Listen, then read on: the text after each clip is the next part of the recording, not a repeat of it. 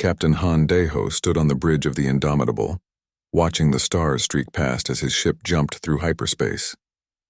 His tactical officer, Lieutenant Kang Sora, studied her display screen with a frown that deepened with each passing minute. Something felt wrong about this mission, but Han could not put his finger on what exactly bothered him. 3 hours earlier, Earth Command had transmitted emergency orders. The Galactic Council claimed a hostile force had appeared in the Outer Rim, threatening multiple species. Humanity, as always, was ordered to respond. Admiral Park Murray had authorized the deployment of 90% of Earth's defense fleet. It was the largest mobilization since humans joined the Council 83 years ago. Han had served the Council faithfully for 20 years.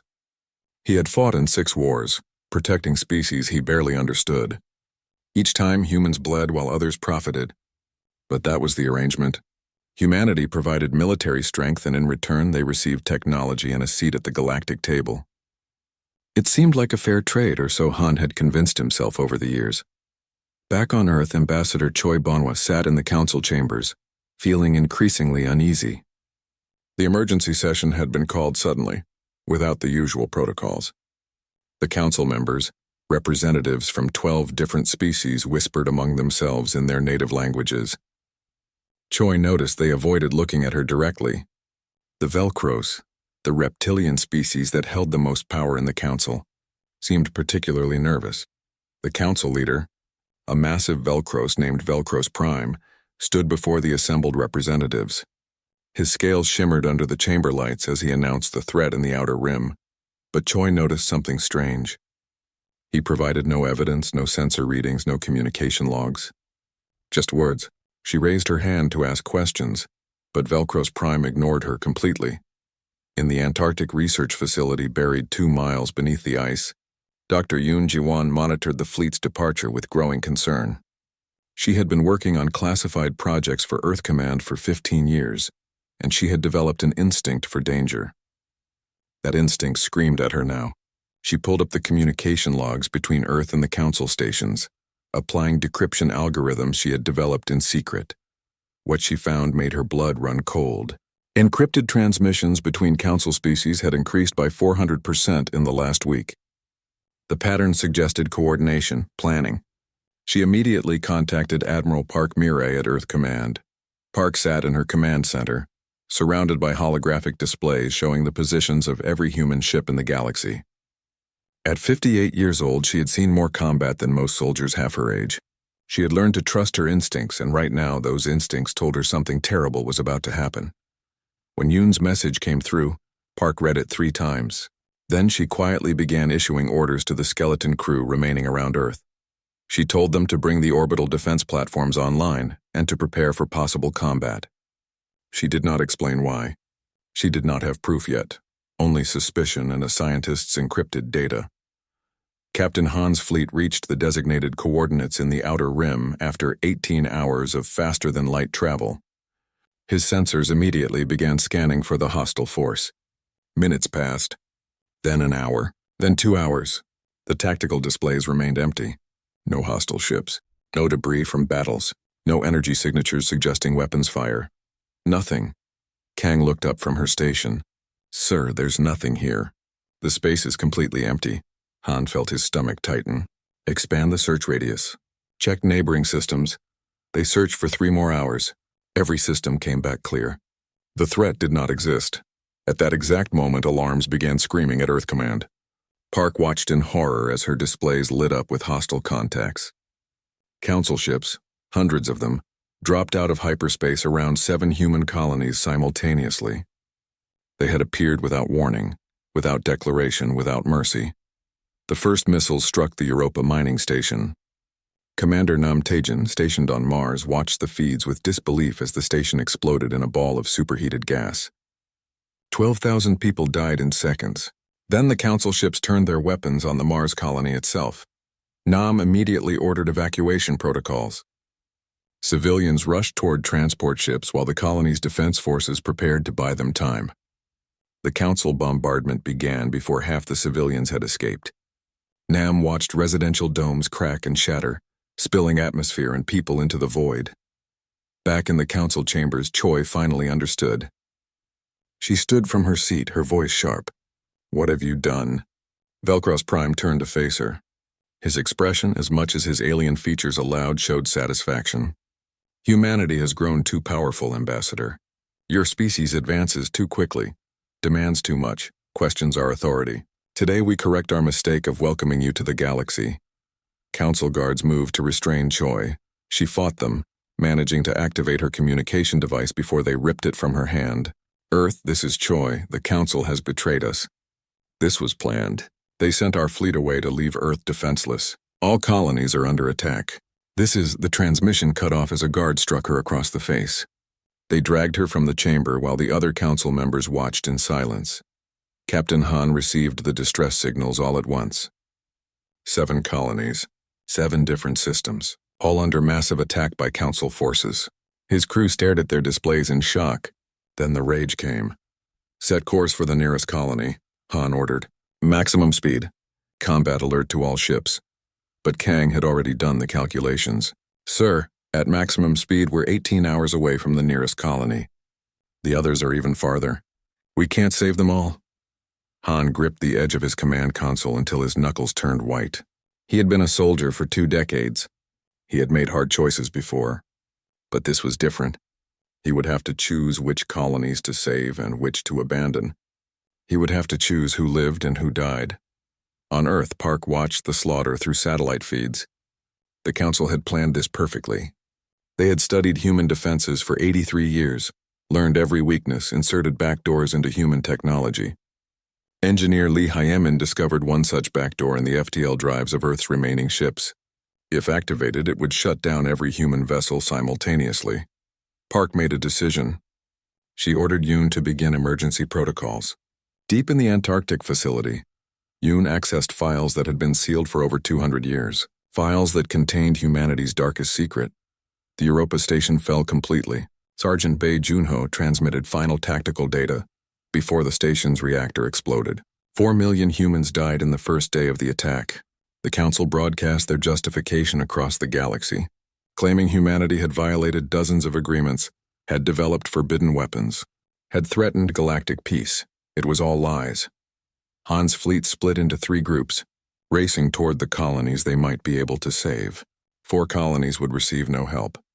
Han recorded a message to be sent to those stations. He told them they had not been forgotten.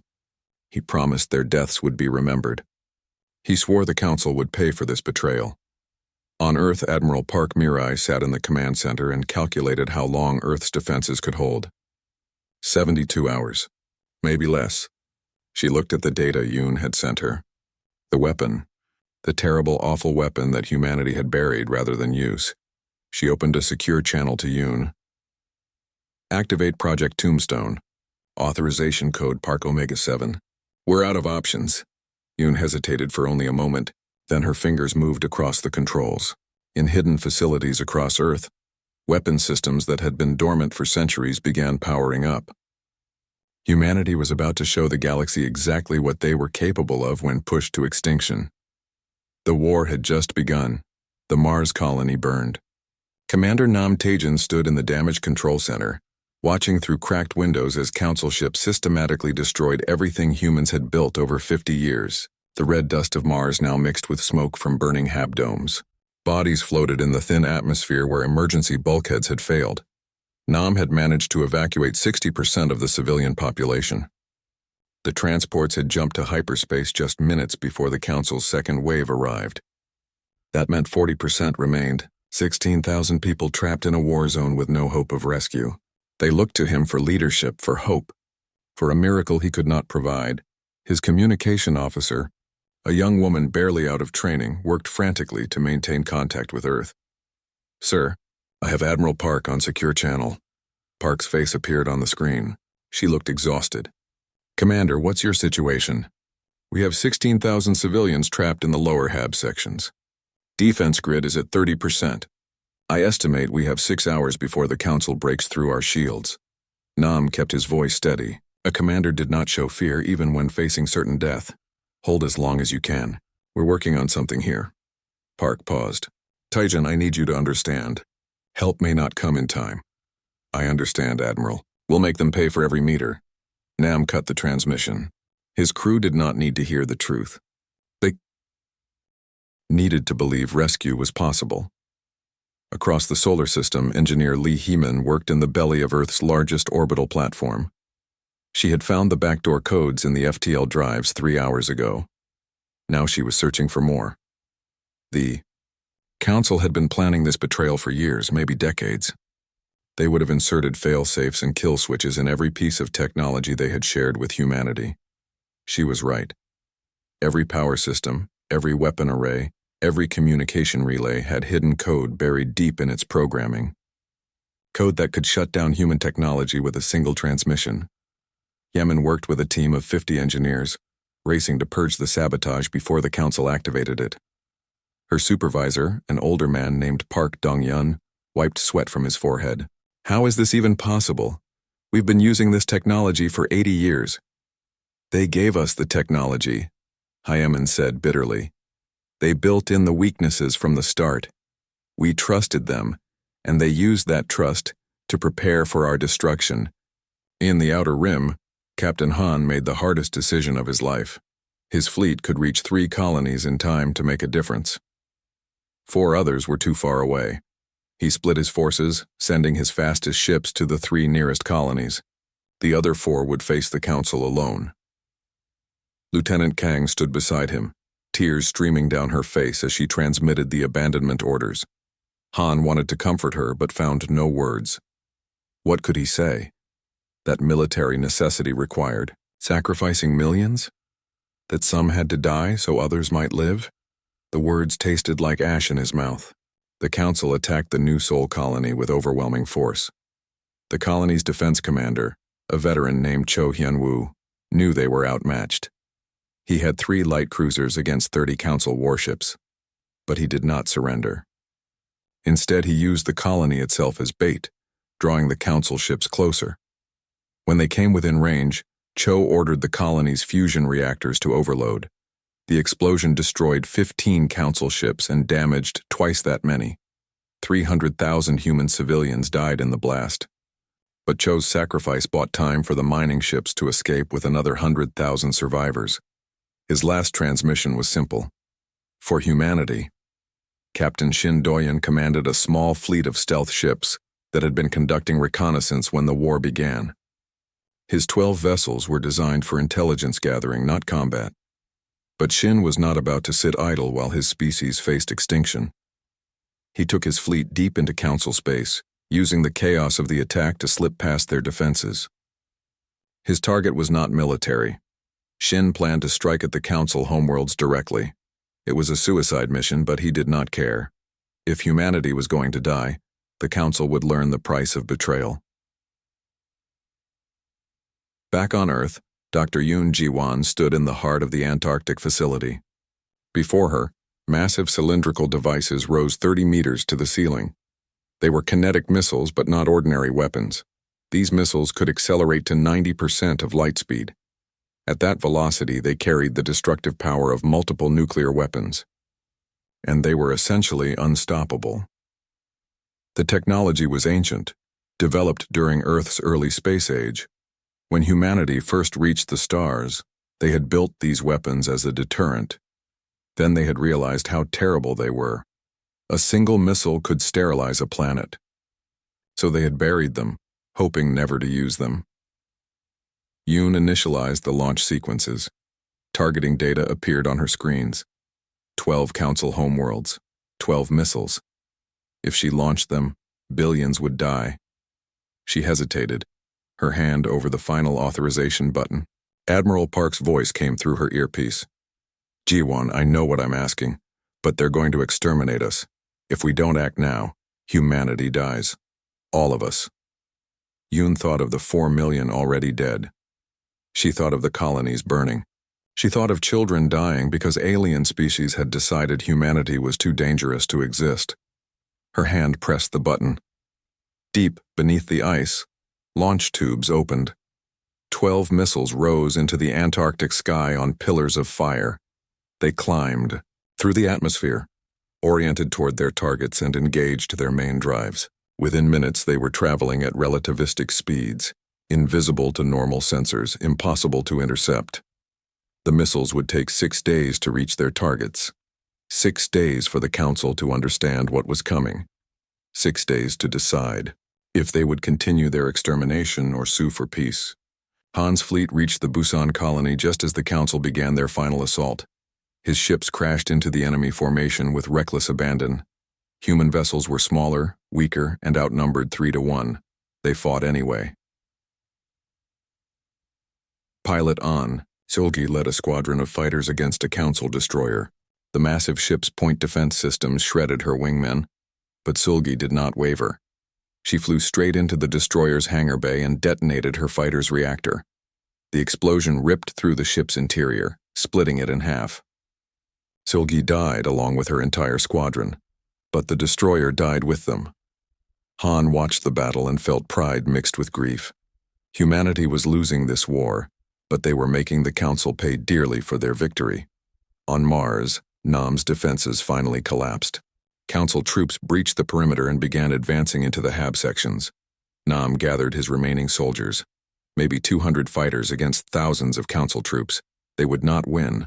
They might not even slow the enemy down significantly. But they would fight anyway. Nam recorded a final message to his family on Earth. He told them he loved them. He told them to be proud. He told them humanity would survive this somehow. Then he picked up his rifle and led his soldiers into battle.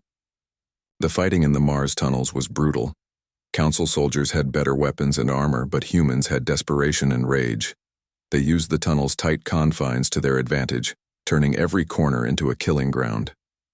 Nam, personally, killed 6 Council soldiers before taking a plasma round to the chest. He died in the arms of his second-in-command, a young officer named Park Soo-yeon. His last words were, "Make them remember." Earth Command received the tactical data from the fallen colonies. Admiral Park studied the reports with cold fury. The Council had fought efficiently, professionally. They had minimized their own casualties while maximizing human losses. It was the behavior of an executioner, not a warrior. Park accessed the fleet-wide communication network. Every human ship, every station, every surviving colony received her next transmission. "This is Admiral Park Mirai. By now you all know what the Council has done. They betrayed us. They murdered our people. They tried to exterminate our species. In 3 hours I will issue new orders. Until then, remember those we've lost. Remember why we fight. And prepare to show the galaxy what humanity truly is."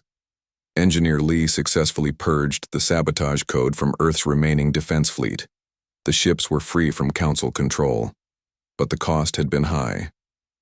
17 engineers had died when Council agents activated explosive devices hidden in the orbital platforms. Hemin survived only because she had been working in a shielded section. Dr. Yoon sent Admiral Park the specifications for the kinetic missiles. Included were the abort codes.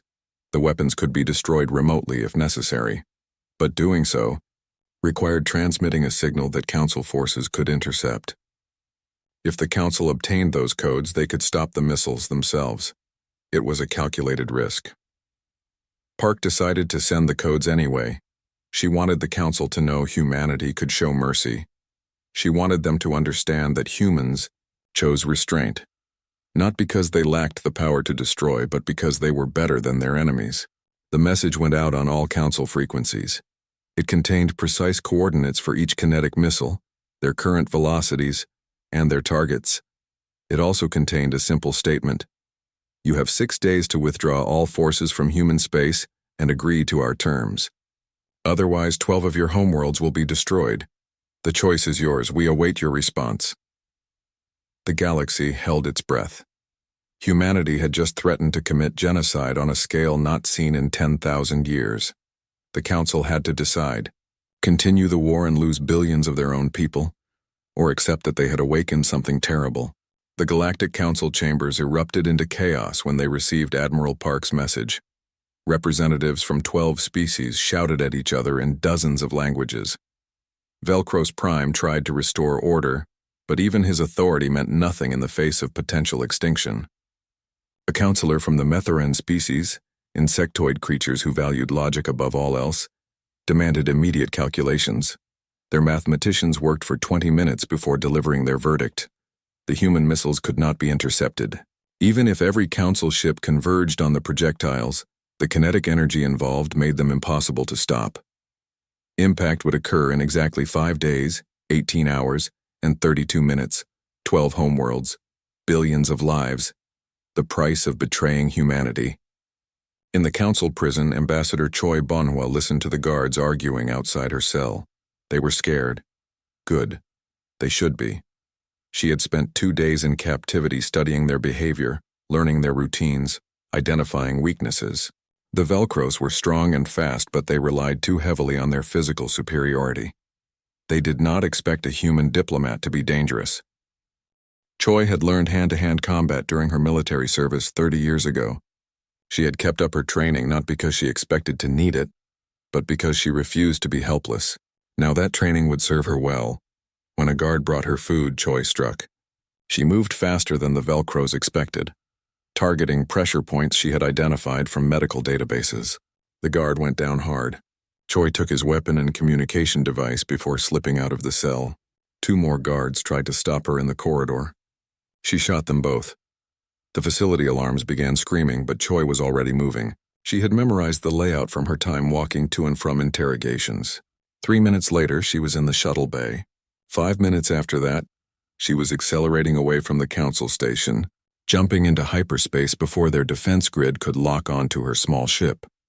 Captain Han's fleet defended the Busan colony for 6 brutal hours. His ships were battered, half his crews dead or wounded, but they held the line. When reinforcements finally arrived from Earth, the council forces withdrew. It was the first human victory of the war, small and costly, but a victory nonetheless. Han stood on his damaged bridge looking at the list of casualties. 8,000 crew members dead, 32 ships destroyed. For every council vessel they killed, they lost 3 of their own. These were not sustainable losses, but the Busan colony survived. 2 million civilians lived because his people had been willing to die. Lieutenant Kang approached him, her uniform torn and bloody from damage control efforts. "Sir, we're receiving a transmission from Admiral Park, fleet-wide broadcast." Park's face appeared on every screen throughout human space. She looked older than she had 3 days ago. The weight of command had always been heavy, but now it threatened to crush her. Still, her voice remained steady and strong. "To all human forces, all colonies, all citizens, the Council has declared war on our species. They sent our military away and attacked our homes. They murdered millions of our people. They tried to exterminate us. Now they face the consequences of their actions.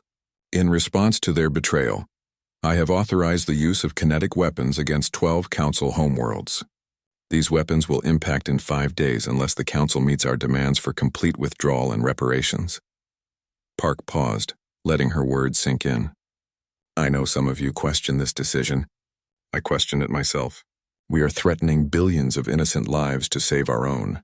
But make no mistake, if we show weakness now, if we back down, humanity will be hunted to extinction.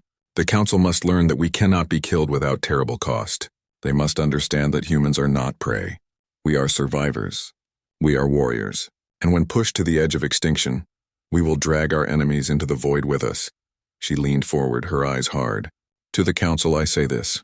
Withdraw now and we will deactivate the weapons. Continue this war and watch your homeworlds burn. The choice is yours." You have 5 days, the transmission ended. Across human space, soldiers and civilians processed what they had just heard. Their species had just threatened genocide. Some felt horror at the moral implications. Others felt savage satisfaction that the Council would finally face consequences. Most felt both emotions at once, torn between their humanity and their desire for survival. Captain Shin's stealth fleet had penetrated deep into Council space. His 12 ships ghosted between systems, invisible to normal sensors. He was not attacking military targets. Instead, Shin had ordered his ships to position themselves in orbit around 6 Council homeworlds. If the kinetic weapons were somehow stopped, Shin's ships would detonate their fusion reactors in the planet's atmospheres. Humanity would have its revenge one way or another. Shin watched one of the Council homeworlds rotate below his ship. It was beautiful, covered in purple oceans and green continents. Billions of civilians lived there, going about their lives, probably unaware that their leaders had started a war of extinction. They were innocent. But their leaders had decided that human innocence deserved death.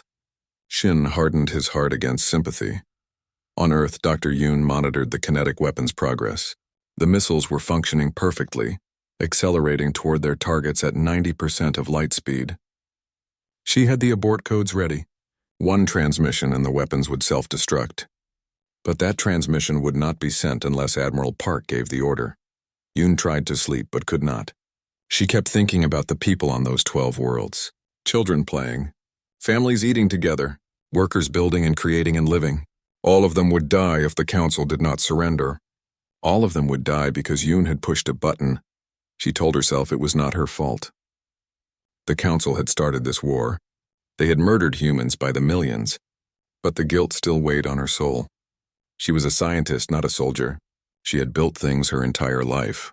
Now she had built weapons of extinction, and she would carry that burden forever. The Council tried to open negotiations. Admiral Park refused to speak with them. Instead, she transmitted a single document. It contained humanity's demands. Immediate withdrawal of all Council forces from human space, reparations equal to 10 years of Earth's economic output, surrender of all officials who planned the attack for trial, dismantling of Council military command structure, and human oversight of a reformed galactic alliance. The demands were harsh, intentionally so. Park wanted the Council to understand that humans would not accept anything less than complete capitulation. There would be no compromise, no negotiation, no middle ground. Either the Council surrendered completely, or billions would die. Velcros Prime tried to rally support for continuing the war. He argued that surrendering to human demands would destroy the Council's authority across the galaxy. Better to lose 12 homeworlds than to appear weak. Several species agreed with him, but others were horrified. The Metheran councilors calculated that continued war would result in Council victory, but at a cost of 4 billion lives. A vote was called. It failed. The Council was split, unable to agree on whether to surrender or fight. 3 days remained before the kinetic weapons reached their targets, and the Council could not make a decision. The paralysis would doom them all. Pilot An Seulgi had survived her suicide run, though barely. Her damaged fighter had been recovered by a human rescue ship. She lay in the medical bay, burns covering 40% of her body, but alive. When Admiral Park visited her, Seulgi managed a weak smile. "Did we win, Admiral?" Park thought about the question. 4 million dead. Dozens of colonies damaged or destroyed. An entire species threatened with extinction. Not yet. But we will. Because of people like you. Seulgi closed her eyes. "Tell them I was brave. I'll tell them you were a hero." An died 3 hours later. She was 26 years old. Park added her name to the memorial list that grew longer each day. So many names. So many lives ended because the Council feared human potential. Captain Han received orders to push deeper into Council space. Earth Command wanted pressure maintained on multiple fronts. Han's fleet was exhausted, his ships barely functional, his crews running on rage and stimulants. But they followed orders. They always followed orders. They engaged a Council supply convoy in the Kepler system. Han's ships tore through the escorts and destroyed the supply vessels. It was not a strategic target, not really, but it sent a message. Nowhere was safe. Humanity would strike anywhere, anytime. The Council's vast territory had become a liability. They could not defend everything at once. Engineer Lee worked on a new project. If the Council had inserted sabotage into human technology, humans could do the same to Council systems. She led a team that was developing virus codes designed to infiltrate Council networks. Once deployed, the viruses would spread through their communication systems, their weapon arrays, their life support. Humanity would fight with every tool available. Ambassador Choi reached a neutral trading station in the frontier zone. She immediately began broadcasting her testimony to the entire galaxy. She described the Council's planning, their betrayal, their attempted genocide. She provided evidence, recordings, documents she had stolen during her escape. The truth spread across the galaxy faster than the Council could contain it. Minor species that had always feared the Council now saw them as monsters. Trade networks collapsed as species refused to support the Council war effort. Political alliances shifted. The Council, which had ruled the galaxy for 10,000 years, suddenly found itself isolated and condemned. 2 days before impact, the Council made their decision. They would not surrender. Velcros Prime had won the debate, arguing that surrendering would destroy everything they had built. Better to sacrifice 12 worlds than to bow to human demands. The Council fleets received orders to continue the assault on human space with extreme prejudice. Admiral Park received the news without surprise. She had not expected the Council to surrender. They were too proud, too certain of their superiority.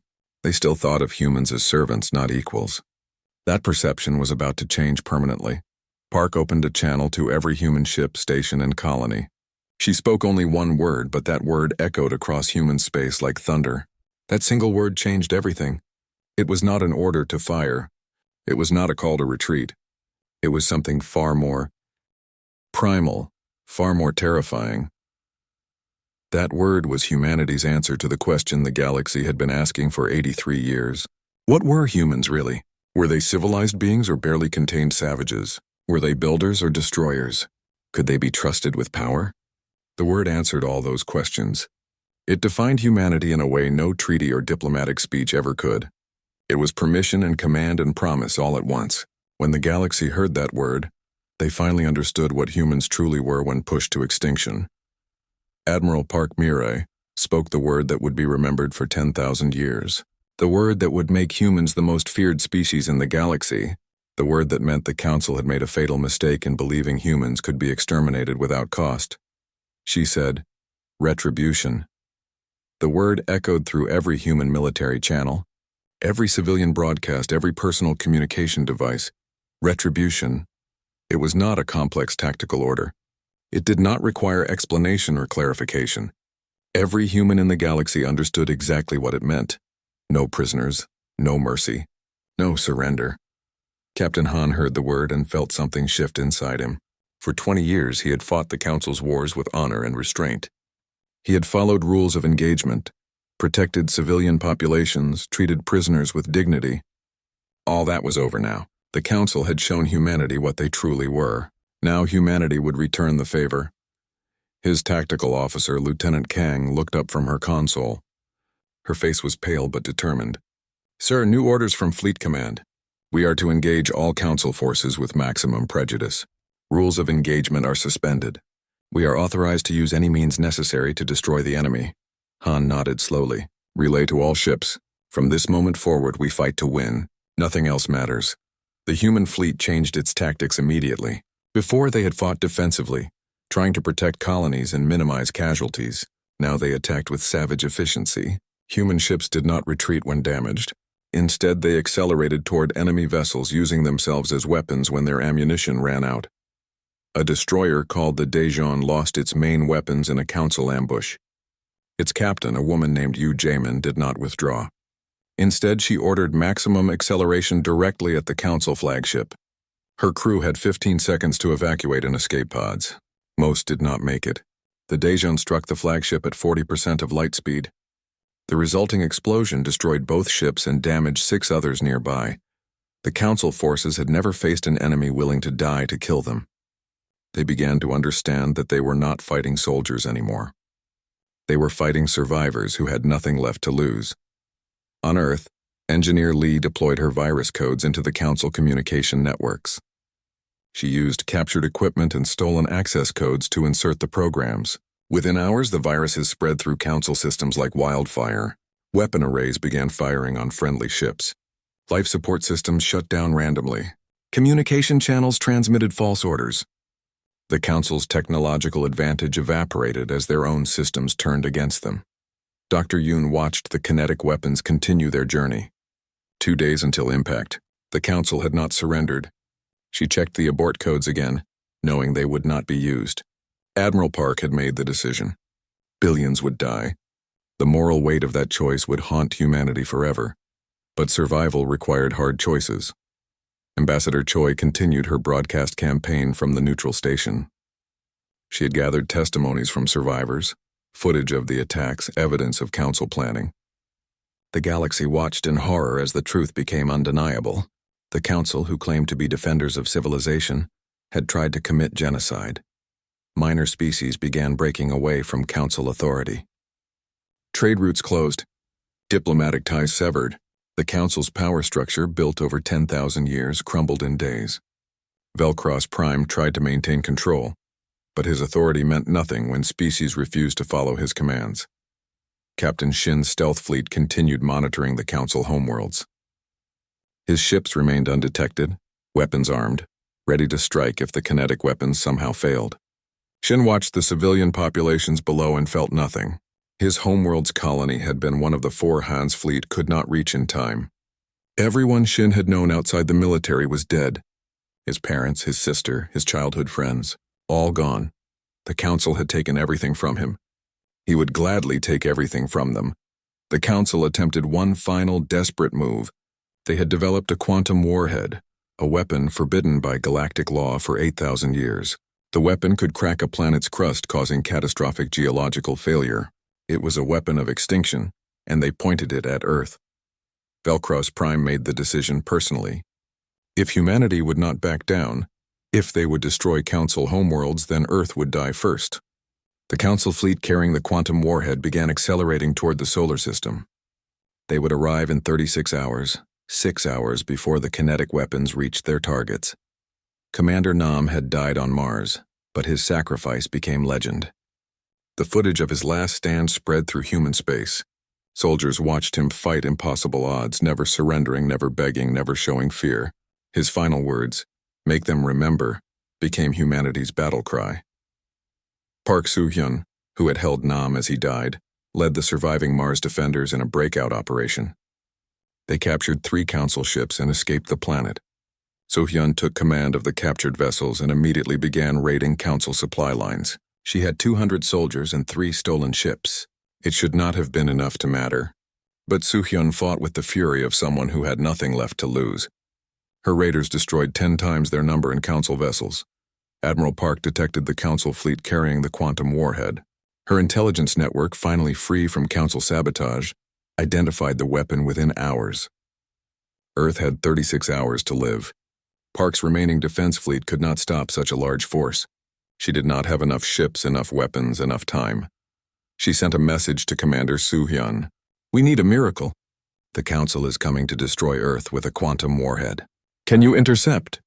Soo-hyun's response was immediate. "We're 12 hours away at maximum speed. It will cost us everything. I know. I'm sorry. Don't be. We're already dead. We died on Mars. This is just finishing what we started." Soo-hyun's 3 captured Council ships altered course toward the incoming fleet. They were hopelessly outmatched. 3 ships against 50, but those 3 ships were crewed by people who had watched their families die, who had nothing left but rage and determination. The battle lasted 6 minutes. Soo-hyun's ships did not try to fight conventionally. Instead, they used the Council's own weapons against them. The virus codes Lee had developed were uploaded to the captured ships, then transmitted at close range to the Council fleet. Half the enemy ships immediately lost control of their systems. In the chaos, Soo-hyun targeted the vessel carrying the quantum warhead. Her ship had taken critical damage, life support failing, engines destroyed. She ordered her crew to evacuate, but most refused. They had come to Mars as colonists, become soldiers in desperate necessity, and now they would die as heroes. Soo-hyun's ship crashed into the warhead carrier at full acceleration. The quantum warhead detonated, but the explosion was contained within the ship's hull. Instead of destroying a planet, it destroyed both vessels and everything within 10,000 kilometers. Soo-hyun and 3,000 other people died in that moment, but Earth survived. Admiral Park watched the explosion through long-range sensors. She recorded the names of everyone aboard those 3 ships. They would be remembered. Humanity would never forget the price of survival. The kinetic weapons had 1 day remaining before impact. The Council's last hope died with the quantum warhead. They had no cards left to play, no secret weapons, no miraculous solutions. 12 homeworlds would die unless they surrendered. The Council chambers filled with species representatives begging Velcros Prime to accept human demands. The Matheran counselors presented calculations showing continued war would result in total Council collapse. Other species threatened to withdraw from the Council entirely if he did not surrender. But Velcros refused. He had convinced himself that humans would not follow through. They were too civilized, too soft, too afraid of becoming monsters. He was wrong. Captain Han's fleet received intelligence about a major Council military base. The base housed civilian families of military personnel, over 200,000 non-combatants.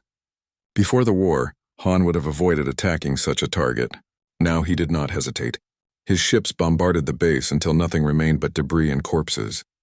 The galaxy watched in horror. Humanity had become what the Council claimed they were, killers without mercy. But those watching did not understand. Humans had not become monsters. They had become desperate. There is a difference between cruelty and survival. The Council had forced humanity to choose between extinction and atrocity. Humans chose survival. Lieutenant Kang approached Captain Han after the attack. She looked sick. "Sir, we just killed 200,000 civilians." "I know. How do we live with that?" Han was quiet for a long moment. "We don't. We carry it forever. But we carry it alive because the alternative is extinction. The Council wanted to exterminate us. We're showing them the cost of that choice.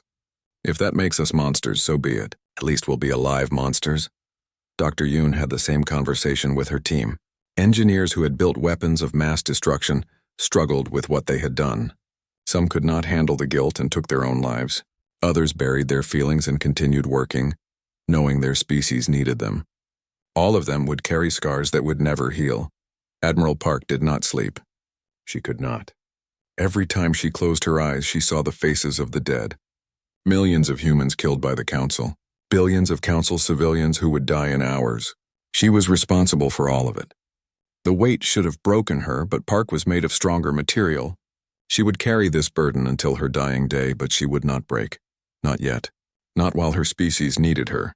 The kinetic weapons entered their final approach. 6 hours until impact. The Council had 6 hours to surrender or watch 12 worlds burn. Velcros Prime finally called for a vote. This time the result was overwhelming. Every species except the Velcros voted to accept human demands. Velcros Prime was removed from leadership. A coalition of species took control of Council government and transmitted their surrender to Earth. Admiral Park read their message. Complete capitulation. Every demand met. All Council forces ordered to withdraw immediately. Velcros Prime and his advisors surrendered for trial. The Council agreed to dismantle their military command and accept human oversight. Everything humanity had demanded they received. Park looked at the timer. 5 hours and 32 minutes until impact. She opened the channel to Dr. Yoon. "Send the abort codes. Destroy the weapons." Yoon's hand shook as she transmitted the codes. The kinetic missiles received the signal and activated their self-destruct mechanisms. 12 weapons capable of destroying planets disintegrated into harmless debris. Billions of Council civilians continued their lives, never knowing how close they had come to extinction. But they would learn. Humanity would make sure of that. The galaxy would remember the day humans proved they could destroy civilizations, but chose restraint. That choice, that display of power combined with mercy, changed everything. The war was over. Humanity had won, but the victory tasted like ash and the cost would haunt them for generations. 3 years had passed since the war ended. The galaxy had changed in ways nobody could have predicted. The Galactic Council still existed, but barely. It had been reformed into the Galactic Alliance, with humanity holding 5 permanent seats on the ruling committee. The species that had tried to exterminate humans now answered to human authority. Admiral Park Mirai stood before the Alliance Assembly, accepting the Star of Unity Award. 200 species sent representatives to watch the ceremony. Some looked at her with respect, others with fear, a few with open hatred. Park did not care about any of it. She had not fought for glory or recognition. She had fought for survival. The Alliance Secretary General, Ambassador Choi Bonhua, presented the award. Choi had been elected to the position by overwhelming vote. She was the first human to hold the office, and her election sent a clear message. The galaxy trusted humanity to lead because humans had proven they could be trusted with power. "Admiral Park," Choi said formally, "your actions during the war saved not only humanity, but prevented the total collapse of galactic civilization. You showed the wisdom to know when to fight and when to show mercy. You demonstrated that true strength lies not in the ability to destroy, but in the choice to spare." Park accepted the award, a crystal star that weighed almost nothing but felt heavy in her hands. She stepped to the podium and looked out at the assembled representatives. Some of them had voted to exterminate her species. Now they stood and applauded her. The irony was not lost on Park. "Thank you for this honor," she began, her voice carrying across the chamber. But I did not save the galaxy alone. Millions of humans fought and died in that war. They were soldiers and civilians, engineers and scientists, parents and children. They died because species in this chamber decided humanity was too dangerous to exist. The chamber fell silent. Park continued without mercy. For 83 years, humans served the Council faithfully. We fought your wars. We died in your conflicts. We asked for nothing but the chance to exist among you as equals. And when we grew strong enough to demand that equality, you tried to destroy us. She held up the crystal star. This award represents unity. But let me be clear about what that unity means. It does not mean we forget. It does not mean we forgive. It means we choose to move forward because extinction serves no one. But every human in this galaxy remembers what you tried to do to us. We remember the 4 million who died in the first day. We remember the colonies you burned. We remember that when we were at our weakest, you showed us no mercy. Park's voice hardened. So yes, we will work with you. We will trade with you. We will help build a better galaxy. But you will never again have power over us. You will never again dictate human policy. You will never again treat us as servants or tools. We are your equals now. And if you forget that, we will remind you. Because while we chose mercy, we also proved we have the power to destroy you. And that power has not gone anywhere. She set the award down on the podium. Remember that. Remember us. And never ever betray us again. The silence in the chamber was absolute. Park walked back to her seat without waiting for applause. None came. The species representatives understood the message perfectly. Humanity had won the war, but more importantly, humanity had won the peace. They had achieved what no species in galactic history had managed. They had gone from servants to masters in the span of one war. Captain Han Deho, now Fleet Admiral Han, commanded the reformed peacekeeping fleet. His forces patrolled the galaxy, ensuring no species could threaten another.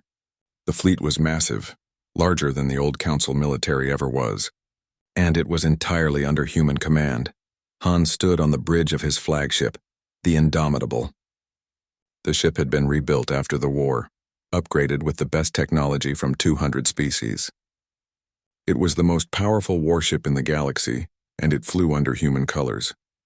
Lieutenant Kang, now promoted to commander, approached him with a report. Sir, we have 3 requests for intervention. The Matheran are in a border dispute with the Fellows. The Tegan system is suffering from pirate raids, and the Korthan species is requesting peacekeepers for their civil conflict. Han reviewed the requests. Deploy the 3rd Fleet to the Matheran dispute. They respond well to shows of force. Send fast attack craft to the Tegan system. The pirates won't stand and fight against military vessels. As for the Korthan, send humanitarian aid and mediators first. They don't need soldiers yet. It was strange being the galaxy's policeman after spending 20 years as its soldier. But Han had adapted. Humans had proven they could fight.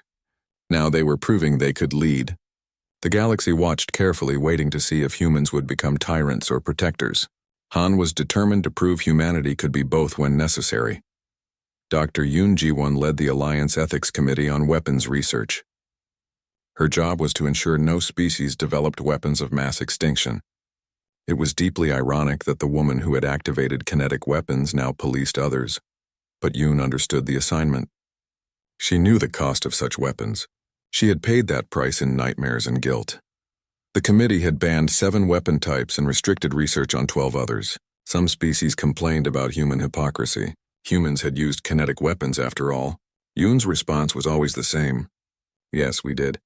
And we know what they cost. That's why we're stopping you from making the same choices. Learn from our mistakes. Commander Park Soo-hyun had become a legend. She was the hero of Mars, the woman who had saved Earth, the soldier who had lost everything and kept fighting. She had been offered promotions, awards, positions of power. She refused them all. Instead, she took command of a single heavy cruiser called the Nam's Fury, named after Commander Nam Tae-jin. Soo-hyun hunted war criminals, former council officials who had planned the genocide, military commanders who had targeted civilians, anyone who had participated in the attempted extermination of humanity. The Alliance had granted her legal authority to pursue them across the galaxy. She used that authority without mercy. In 3 years, she had captured 47 war criminals. She brought them to trial, presented evidence, and watched them face justice. Some were executed, others imprisoned for life. All of them learned that humanity did not forget and did not forgive. Captain Shin Do-yoon retired from military service. He could not continue. The things he had done during the war, the places he had gone, the lines he had crossed, they had broken something inside him. He returned to Earth and spent his time teaching at the military academy, training the next generation of human officers. His students asked him about the war. Shin always told them the truth. He described the colonies burning, the desperate battles, the moment he had positioned his ships to destroy civilian populations. He made sure they understood the cost of war, the weight of command, the choices they might have to make. War is not glorious, he would tell them. War is not heroic. War is terrible and brutal, and it will scar you forever. But sometimes war is necessary. The galaxy tried to kill us. We fought back, we won. But we also lost parts of ourselves that we can never get back. So if you become officers, if you lead troops into battle, remember that every choice you make carries a price. Make sure the price is worth it. Engineer Lee Hyemin continued her work on Alliance technology. She had become the head of the Joint Research Program, overseeing scientists from 200 species. Her teams developed new propulsion systems, better medical technology, improved communication networks. All the species that had hoarded technology now shared it freely under human oversight. Lee had also developed protocols to prevent another betrayal. Every piece of shared technology was inspected for backdoors or sabotage. Trust had been broken during the war. It would take generations to rebuild if it could be rebuilt at all. The Mars colony had been renamed Nam Station in honor of Commander Nam. His statue stood in the central plaza, a monument to sacrifice and courage. Every human child learned his story in school. They learned about the last stand, the desperate fighting, the final words, make them remember. And they did remember. Humanity's identity had been forged in that war. Before, humans had been uncertain of their place in the galaxy. Now they knew exactly who they were. They were survivors, warriors, protectors and destroyers both. They were the species you wanted as allies and feared as enemies. Minor species that had been oppressed under Council rule now sought human protection. Humanity established mutual defense treaties with 43 species. They provided military training, economic aid, technological assistance. In return, they asked only for loyalty and honesty. No more betrayals. No more lies. The galaxy was rebuilding. Trade networks reopened. Diplomatic relations normalized. The scars of war slowly healed, but everyone knew the galaxy had changed permanently. The old order was dead. A new order had risen from its ashes, and that new order was built on human power. Fleet Admiral Oh Kyungmin represented the new generation of human leadership. She was 38 years old, too young to have fought in the war but old enough to understand its lessons. She commanded the newest class of human warships, vessels designed from the start to dominate any potential enemy. Oh stood in Earth Command, the same room where Admiral Park had issued the order Retribution 3 years ago. She looked at the memorial wall, covered with names of the dead. 4 million in the first day, 12 million total by war's end. She touched one name, her brother, killed defending the Busan colony. We remember, she whispered. Ambassador Choi stood beside her. They gave us this peace. Now we have to maintain it. How long do you think it will last? Choi considered the question. That depends on how we use our power. If we become tyrants, the galaxy will eventually unite against us. If we become weak, someone will try to dominate us again. We have to walk the line between strength and restraint. Like Admiral Park did? Exactly like that. On the anniversary of the war's end, the Alliance held a memorial service. Representatives from every species attended. They stood in silence as the names of the human dead were read aloud. It took 6 hours to read 4 million names. Nobody left. It was a small gesture, but it meant something. Admiral Park stood at the memorial, now retired but still wearing her uniform for the ceremony. She was 61 years old and looked 20 years older. The war had aged her in ways that time alone never could. But she stood straight and proud as the names were read. When the ceremony ended, a young Velcros approached her. He was barely an adult, hatched years after the war ended. He looked nervous but determined. Admiral Park? May I speak with you? Park studied him carefully. What do you want? I wanted to apologize for what my species did. I know it doesn't mean much, but I needed to say it. Park was quiet for a long moment. Your species tried to exterminate mine. They killed millions. They forced us to become something terrible to survive. An apology doesn't fix that. The young Velcros' head dropped. I know, I wanted you to know that not all of us agree with what was done. Some of us believe it was wrong. And what are you doing about that belief? I joined the peacekeeping fleet under human command. I want to help build something better. Park studied him again, seeing sincerity in his alien features. What's your name? Recruit Velkmaros, Admiral. Velkmaros, here's what I'll tell you. The past cannot be changed. The dead cannot be brought back. The wounds cannot be healed completely. But the future is not written yet. You want to make things better? Then do it. Serve honorably. Protect those who need protecting, and prove that your generation is different from the one that tried to kill us. That's the only apology that matters. The young Velcro straightened. Yes, Admiral. I will. Park watched him walk away. Maybe there was hope after all. Maybe the galaxy could move past the war and build something better. Or maybe the cycle would repeat in another generation. She did not know. She only knew that humanity had survived. They had won. They had claimed their place in the galaxy through blood and fire, and nobody would ever take that place away from them again. The galaxy had learned a hard lesson. Humanity had taught it well. You could betray them once. You could try to destroy them. But if you failed to kill them completely, they would remember. They would rise from the ashes stronger than before. They would show you exactly what humans truly were when pushed to extinction. They were the species that had climbed from their homeworld with nothing but determination and hope. They were the warriors who had fought for 83 years as servants. They were the survivors who had stared at extinction and refused to blink. They were the civilization that could destroy worlds but chose mercy instead. They were humanity. And the galaxy would remember,